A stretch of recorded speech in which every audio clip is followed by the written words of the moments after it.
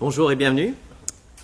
Je suis heureux de partager ce moment avec vous. J'espère que vous pourrez garder ouvert la page 777 pour qu'on puisse ensemble étudier ce texte.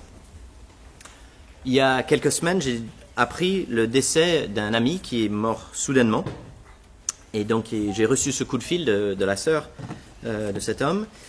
Et il y a ce choc, en fait, quand on reçoit un coup de fil comme ça. Il y a la tristesse. Il y a, dans mon cas, des déceptions lorsque je pense à nos derniers échanges. La dernière fois que je l'ai vu, je ne savais pas que c'était la dernière fois. Et lorsqu'on a perdu un proche, une fête comme Noël peut être particulièrement difficile. Une période où la douleur est peut-être plus vive qu'à d'autres périodes. C'est ce moment familial, intime, où on se retrouve et où l'absence peut se faire particulièrement ressentir. Et la tristesse peut donc être un poids à Noël.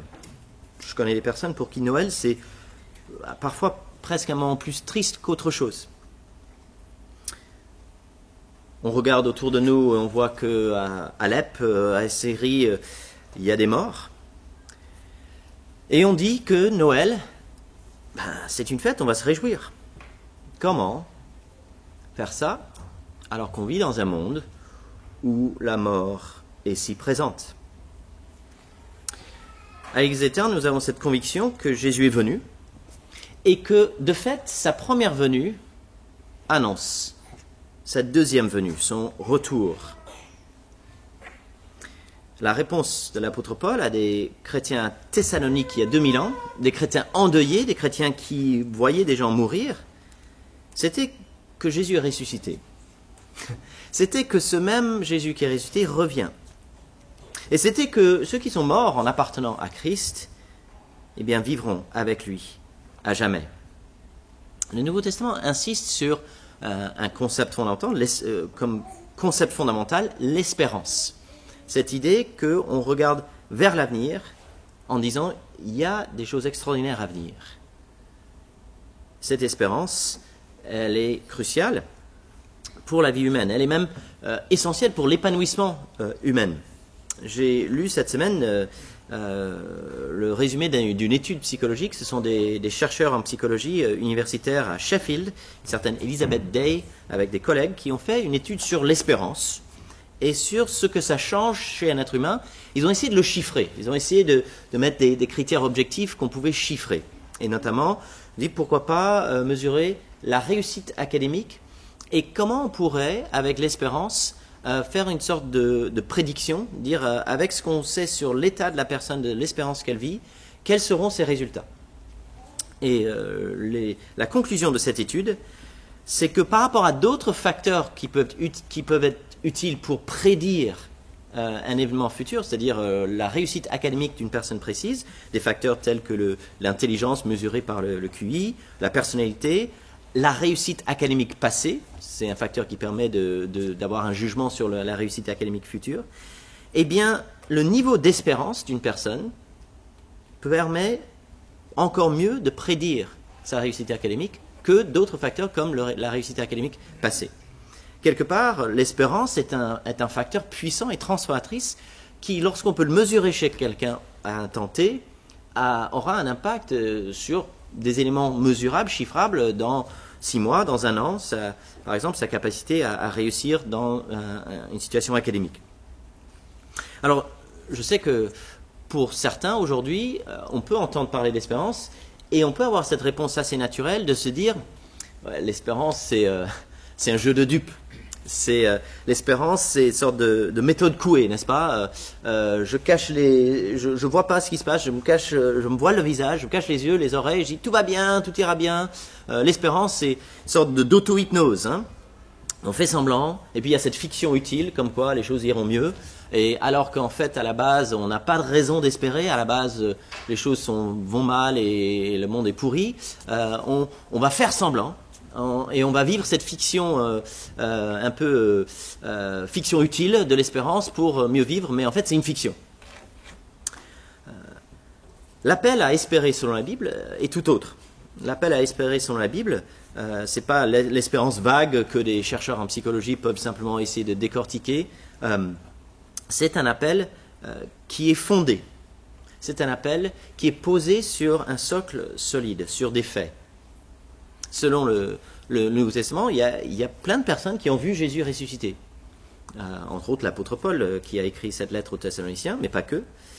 Selon la Bible, Jésus a établi une nouvelle situation, on appelle son règne, on appelle ça son royaume, on appelle ça son nouveau monde. Et ça, lorsqu'on dépasse le cadre de l'histoire de la Bible, on découvre que depuis 2000 ans, des millions, des centaines de millions de vies ont été transformées. Donc l'espérance chrétienne se base sur des choses quantifiables, et l'espérance chrétienne, en tant que chose solide, pas illusoire, fondée sur du vrai, transforme des vies. Une phrase de résumé sur le texte qu'on a vu. Face à la mort, Paul annonce la résurrection des morts à venir. Car Jésus est ressuscité, il revient et il prendra son peuple avec lui. Juste quelques mots sur 1 Thessaloniciens. J'espère que vous avez pu trouver la page 777 dans ces Bibles blanches. Page 777. 1 Thessaloniciens, c'est donc cette première lettre aux chrétiens qui habitaient en ce qu'on appellerait aujourd'hui Grèce. Les premiers chapitres, l'apôtre Paul dit beaucoup de choses très positives. C'est une église où il y a de la foi, il y a de l'amour, ils exercent de la générosité, beaucoup de belles choses dans cette église. C'est une église modèle à certains niveaux. Mais c'est une église où les gens se posent des questions. Notre ami, monsieur Untel, il est décédé. Notre chère sœur, madame Untel, elle est plus là, elle est morte. Et Jésus n'est pas encore revenu. Et donc, la question de ce décès, de ces deuils, est posée pour eux. Et donc, le verset 13, nous ne voulons pas que vous soyez dans l'ignorance au sujet de ceux qui sont morts. Semble-t-il, il y avait cette question sur les gens de l'église qui étaient décédés. Si on revient au début du chapitre, on voit qu'ils vivaient parfois des choses dures. Chapitre 3, toujours à la page 777. Nous avons envoyé notre frère Timothée, serviteur de Dieu et notre collaborateur dans l'évangile de Christ, pour vous affermir, vous encourager dans votre foi, afin que personne ne soit ébranlé au milieu des difficultés présentes. En effet, vous le savez vous-même, c'est à cela que nous sommes destinés.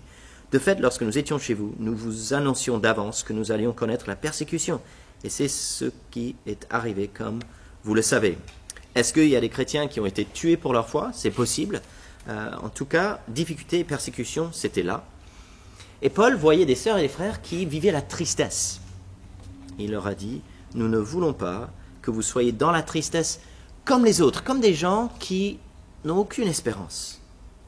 Oui, des difficultés seront là. Oui, peut-être des persécutions. Oui, des gens vont mourir même. Mais on ne doit pas être triste comme si on n'avait pas d'espérance. Ce n'est pas qu'on n'a pas le droit d'être triste, mais en Jésus-Christ, il y a des armes pour se battre là-dedans. Il y a de la force à puiser dans la tristesse. Nous n'avons pas à subir la tristesse comme si elle était sans fin. Nous n'avons pas à subir la tristesse comme si la mort aurait le dernier mot. Non. Nous allons voir deux choses ce matin. Les morts ressuscités, les vivants enlevés. Toujours chapitre 3, verset 13. Nous ne voulons pas que vous soyez dans l'ignorance au sujet de ceux qui sont morts, afin que vous ne soyez pas dans la tristesse comme les autres. La mort, c'est une séparation. La mort, c'est cette souffrance, dire, mais je suis plus là avec mon frère, ma soeur, mon ami, mon parent. Et à Thessalonique, ils voyaient une double séparation. Ils disaient, on est séparés d'eux, ses amis, ses frères, ses sœurs. Et en plus, ils sont peut-être séparés, ou on a l'impression qu'ils seraient séparés d'avec le Seigneur. Et Paul dit, non, ces deux séparations sont temporaires et pas pérennes. Ça passera. Verset 14. En effet, si nous croyons que Jésus est mort et qu'il est ressuscité, nous croyons aussi que Dieu ramènera par Jésus avec lui ceux qui sont morts. L'espérance chrétienne est fondée sur la mort et la résurrection de Jésus, parce que c'est la preuve que la mort n'a pas le dernier mot. La mort n'est pas la fin. Regardons à Jésus. Nous célébrons cette naissance à Bethléem d'un petit bébé, mais il est né pour vivre et pour mourir, et au-delà de la mort, revenir à la vie. Et cette œuvre, c'est un fondement solide pour une espérance concrète. La mode de l'escape game est arrivé à Paris. Je ne sais pas si vous avez entendu parler de ça. C'est un principe assez amusant. On est dans une pièce fermée. On a peut-être 60 minutes, typiquement, pour sortir de la pièce. Il y a des indices, des énigmes à résoudre, jeux de pistes à suivre. Il faut découvrir les indices voilà, faire des puzzles et voilà, diverses choses pour pouvoir trouver la clé et sortir de la pièce. Et lorsque vous êtes bloqué dans une pièce fermée à clé, vous devez trouver la clé. Il y a une sorte de stress. Bon, après, c'est un jeu, donc il y aura quelqu'un qui ouvrira la porte. Mais dans un sens, le Nouveau Testament nous annonce que quelqu'un s'est déjà échappé de cette pièce qui nous entoure. La porte qui nous enferme, la porte de la mort, elle a été explosée en quelque sorte. Ou autrement dit, il y a quelqu'un qui détient les clés de la vie et de la mort. Et si quelqu'un a déjà ouvert la porte, eh bien, si vous êtes avec lui, vous allez pouvoir vous aussi sortir de cette pièce. La porte est maintenant ouverte, les problèmes sont résolus, les secrets révélés, les clés sont entre la main d'une personne précise. Et donc, aujourd'hui, tous ceux qui viennent à lui peuvent être assurés que leur sortie viendra, parce que lui, il est déjà sorti. Sa sortie, prouvée devant de nombreux témoins, c'est le fondement sur lequel nous espérons notre sortie. Et ceux qui sont séparés de leur famille spirituelle à Thessalonique avant d'autres, ils ne seront pas désavantagés, ils ne seront pas lésés le dernier jour par rapport à ceux qui sont vivants ce jour-là. Ils ne seront pas en retard, en quelque sorte. Je pense que dans le chapitre suivant, chapitre 5, juste sur la page, le verset 10, alors je vais lire dans la traduction du Semeur, que je pense est un peu plus clair. Il y a un résumé de ce qu'en fait l'apôtre dit dans ces versets 13 à 15. Chapitre 5, verset 10, dans la version du Semeur. « Il est mort pour nous, Christ, afin que, vivants ou morts, nous entrions ensemble avec lui dans la vie. » Sommeil, mort, vie, c'est une question de traduction. Mais la question du timing, est-ce qu'on est mort ou est-ce qu'on est vivant lorsque Jésus revient, c'est pas important, dit Paul. C'est pas, les gens qui sont déjà morts, faut pas se soucier d'eux. Il y a quelques jours, on a reçu un paquet à la maison et on n'était pas tous à la maison lorsque le facteur est passé. Et c'est pas grave. Parce que quand on a ouvert le paquet, on a découvert les Saint-Nicolas que ma mère avait envoyés de Chicago. Et en fait, comme ma grand-mère a grandi en Alsace, elle a pris cette tradition de faire des sortes de pains d'épices en forme de petits bonhommes pour Noël. Et ma mère considère que c'est important de continuer cette tradition. Elle nous les envoie, ils sont un peu cassés, mais... Pourquoi je vous parle de ça? Parce qu'en fait, il y avait des gens qui étaient présents quand le facteur est passé, et il y avait d'autres qui n'étaient pas présents quand le facteur est passé. Mais en fait, on a tous mangé les Saint-Nicolas au même moment. Il n'y a pas eu certains qui en ont mangé avant d'autres.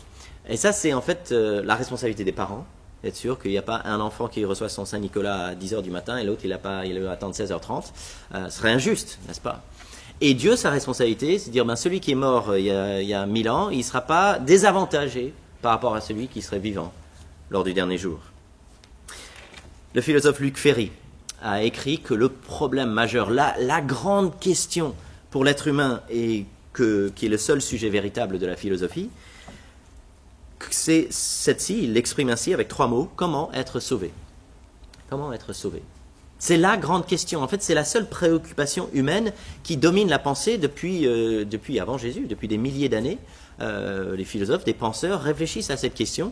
Et ça se décline, en fait, comment être sauvé. En fait, ça va être comment être sauvé par rapport à la mort, déjà. Et il y a la version un peu light qui est de dire comment peut-on être sauvé de la peur de la mort. Est-ce qu'au moins, si on ne peut pas être sauvé de la mort, est-ce qu'on peut être sauvé de la peur de la mort? Toute l'histoire de la philosophie tourne autour de cet axe, selon Luc Ferry. Et si on regarde autour de nous aujourd'hui, et peut-être on a le décès d'un proche, ou peut-être qu'on voit ce qui se passe en Syrie, on ne peut qu'être d'accord. Comment être sauvé de la mort? Le Nouveau Testament dit ceci. C'est pour détruire les œuvres du diable que le Fils de Dieu est apparu. L'œuvre suprême de notre ennemi, le malin, c'est la mort. Et donc lorsque nous célébrons l'apparition du Fils de Dieu, sa naissance, sa venue, nous nous réjouissons qu'il est venu détruire les œuvres du diable. les morts ressuscités, deuxièmement les vivants enlevés. Versets 16 à 18. En effet, le Seigneur lui-même a un signal donné, verset 16, à la voix d'un archange et au son de la trompette de Dieu descendra du ciel et ceux qui sont morts en Christ ressusciteront d'abord. Ensuite, nous qui serons encore en vie, nous serons tous ensemble enlevés avec eux sur des nuées à la rencontre du Seigneur dans les airs. Et ainsi, nous serons toujours avec le Seigneur. Je ne sais pas si en entendant ça, vous dites « Waouh, science-fiction !» Hollywood, wouhou, des zombies, c'est génial. Je pense qu'il faut être attentif lorsqu'on lit la Bible, et notamment de se rappeler que des mots bibliques ont un sens biblique. C'est-à-dire, il faut regarder autre part dans la Bible éventuellement pour se dire des mots un peu difficiles, comment est-ce qu'on pourrait les comprendre aujourd'hui. Le signal, la voix de l'archange, la trompette. Je ne pense pas que c'est trois choses qui vont se suivre, mais c'est un ensemble, c'est un moment extraordinaire où il y aura un appel.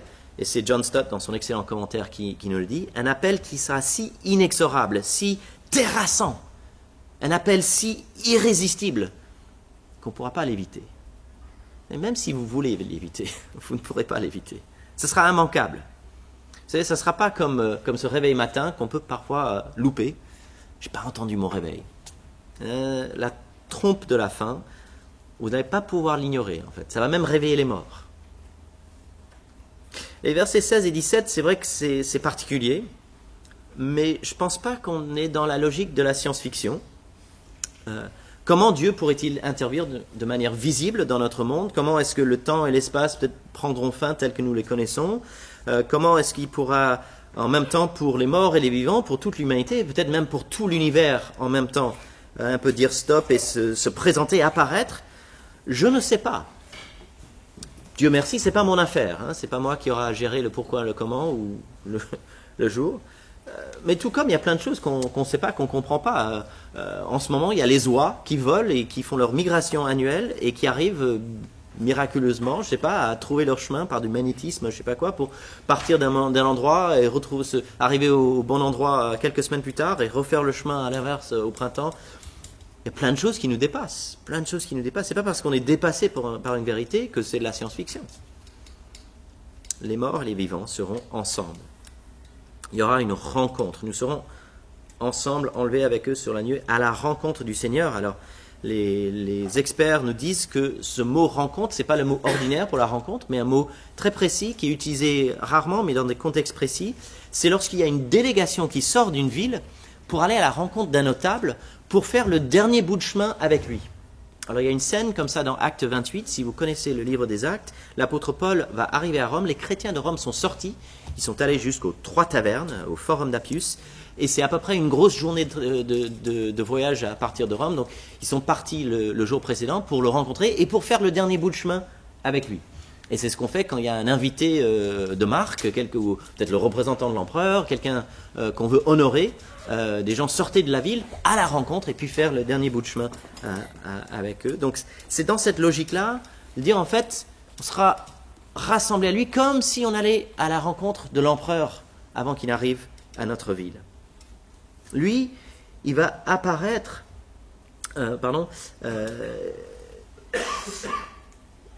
nous serons en vie avec eux sur des nuées.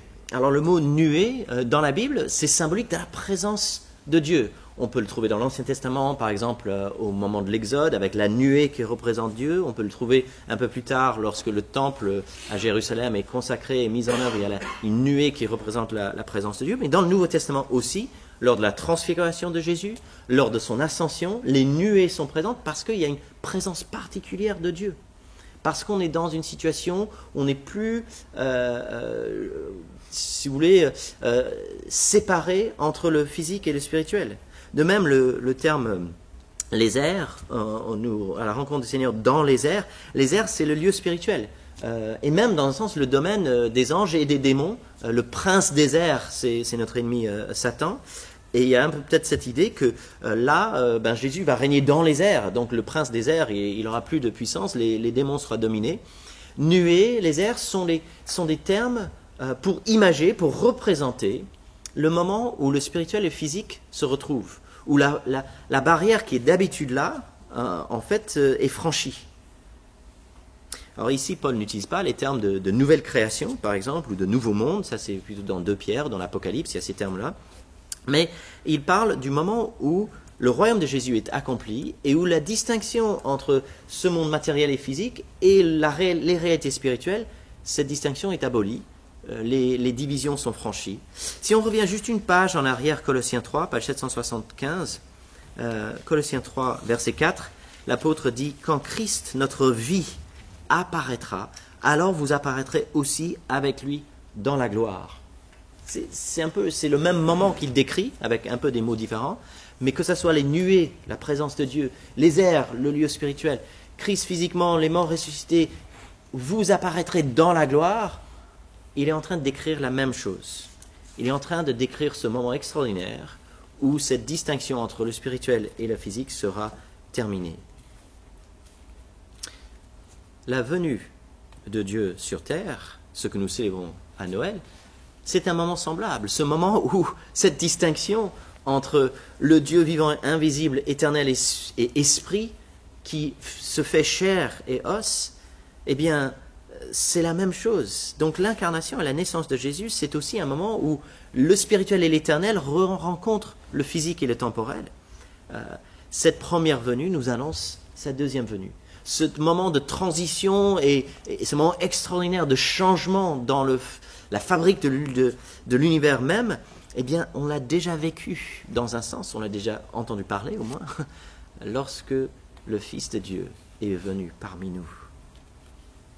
Nous vivons dans un sens, dans un monde à 2 dimensions. Un jour, il y aura une 3e dimension qui va se rajouter. Et ça sera différent. Et en même temps, il y aura des liens quand même avec ça. Alors juste un mot sur la façon dont parle l'apôtre Paul. Il dit « Ensuite, nous qui serons encore en vie, nous serons tous ensemble enlevés avec eux ». Est-ce que l'apôtre Paul s'attendait à ce que, en effet, la fin des temps arrive tout de suite et avant sa mort? Certains disent « Ah oui, dans 1 Thessaloniciens, on voit que Paul il pensait que ça allait être demain, et puis plus tard, il change d'approche. » Moi, je pense qu'il est juste cohérent avec l'élément qu'on a vu il y a quelques semaines, notamment de l'incertitude. Nul ne connaît ni le jour ni l'heure. Personne ne sait quand ça. Donc, il y aura, quel que soit le jour, des vivants et des morts. Il y aura des gens qui seront en vie, il y aura des gens qui seront morts, qui seront déjà décédés. Paul ne dit jamais « Jésus reviendra avant ma mort ». D'ailleurs, ça serait incohérent avec ce qu'il sait sur le fait que c'est un mystère. Nul ne connaît ni le jour ni l'heure. La naissance, la vie, la mort et la résurrection de Jésus ont établi un nouveau monde, une nouvelle situation éternelle. Et un nouveau monde où la mort n'a plus sa place. Le mal est vaincu. D'où aujourd'hui la réalité d'un besoin, et je dirais même d'une urgence, de se confier à lui. Peut-être que vous n'avez pas fait ce choix de vous abandonner à Christ, de confier votre vie à lui. Et je vous exhorte à le faire sans tarder. Sans lui, sans Christ comme notre roi, nous aurons à faire face à son apparition, à son jugement, tout seul. Nous aurons à faire face à la mort tout seul, avec nos seules forces, avec nos seuls mérites, avec toutes nos fautes, mais avec lui. Et grâce à lui, il y a une alternative, d'être toujours avec lui, auprès de lui, dans une autre configuration, une autre réalité de cette vie éternelle. Imaginons un enfant qui se dit, aujourd'hui c'est le 18, dans une semaine, Noël. Il se dit, dans une semaine, je vais recevoir des beaux cadeaux. Dans une semaine, je vais pouvoir déchirer le papier et découvrir ce que c'est. Pourquoi il a cette idée-là, cet enfant? Parce que, depuis qu'il est né, chaque année, c'est vrai. Depuis qu'il a des souvenirs, en fait, à Noël, il y avait des cadeaux. Il y a une réalité passée qui donne confiance pour l'avenir. Jésus est venu, il revient. Les morts ressuscités, les vivants enlevés. Et Noël, c'est la fête de l'espérance. Paul dit « Encouragez-vous donc les uns les autres par ces paroles », verset 18. C'est un devoir partagé. Est-ce que dans les 8 jours qui viennent, on pourra s'encourager les uns les autres par ces paroles? La mort n'a pas le dernier mot. Ceux qui sont déjà partis avec Christ, ils ne seront pas à plaindre. Ceux qui seront en vie le jour J ne seront pas des privilégiés. En Christ, nous entrions ensemble dans la vie avec lui. Joyeux Noël. Joyeux Noël. C'est pas juste une salutation, c'est pas juste un slogan, c'est une réalité à vivre. Joyeux Noël. Encourageons-nous par ces paroles. Il est venu, il revient. La tristesse n'a pas le dernier mot. La tristesse n'a pas à nous soumettre et à nous dominer. Ne soyons pas dans la tristesse comme les autres qui n'ont pas d'espérance. Ce n'est pas que nous devons renier la tristesse, ce n'est pas que nous ne devons pas parfois être tristes, il y a des sujets attristants, mais nous ne devons pas vivre comme si la tristesse c'était tout, comme s'il n'y avait pas d'espérance, comme si Jésus n'était pas déjà ressuscité, comme s'il n'avait pas promis lui-même de revenir. Dans ce monde, il y a des belles choses et on peut espérer dans ces belles choses. Peut-être vous espérez dans une semaine un bon repas, peut-être vous espérez des beaux cadeaux, peut-être vous espérez revoir des personnes qui vous sont chères. Mais toutes ces choses-là, notre ennemi redoutable, la mort, va nous les enlever un jour. La mort va nous voler les gens qui nous sont précieux. La mort va nous empêcher un jour de profiter d'un bon repas. Mais Jésus est venu. Jésus est ressuscité. Et Jésus revient, ressusciter les morts, enlever les vivants. Et donc, on espère, on peut espérer des belles choses comme des bons repas et des beaux cadeaux, et on s'en réjouit. Je dirais même qu'on s'en réjouit encore plus, parce qu'on sait que ce n'est pas la finalité, il y a d'autres choses aussi. Il y a des choses qui vont durer bien plus longtemps, des réalités éternelles qui nous attendent, et nous n'avons pas à être tristes comme si la mort avait le dernier mot. Il y a quelques années, j'ai un ami qui a perdu son père. Je crois qu'il avait 53 ans à l'époque. Un cancer l'a pris. C'est un homme que je connaissais bien parce que j'étais parti en vacances avec eux, je crois 2 fois. C'était un chrétien engagé qui, avec ce cancer, a eu quelques semaines, peut-être 2 mois, je ne me rappelle plus exactement entre le diagnostic et son décès, mais il a eu un peu de temps pour préparer. Et donc, le jour de ses funérailles, tout ça, c'était en fait, ce qu'ils ont fait ce jour-là était préparé par le père, par le défunt qui était là. Il avait tout mis sur papier, ce qu'il voulait ce jour-là. Et son projet, son désir, donc ce qui a été fait ce jour-là, c'est que la bonne nouvelle de l'espérance en Jésus a été annoncée vraiment clairement. L'espérance a été le thème de ce jour de funérailles. Plusieurs centaines de personnes étaient là. La famille a eu connaissance d'au moins 2 personnes qui ont confié leur vie à Christ ce jour même. Parce que face à la mort, on n'est pas sans armes. Il y a une réelle espérance, car Jésus est vivant et il revient. Ce Noël, à nous de nous encourager les uns les autres avec l'espérance de la Bible, à nous de conjuguer notre tristesse avec l'espérance biblique. Joyeux Noël. Les morts ressuscités, les vivants enlevés, prions ensemble. Notre Dieu, notre Père, nous te bénissons pour ta bonté envers nous, ta générosité. Nous te bénissons pour la mort et la résurrection de Jésus. Nous te bénissons pour l'espérance que tu as établie fermement par Jésus-Christ. Seigneur, donne-nous la force et la sagesse de savoir nous encourager les uns les autres. Donne-nous, Seigneur, la sagesse et la force par ton esprit de ne pas être tristes comme les autres qui n'ont pas d'espérance. Renouvelle notre pensée.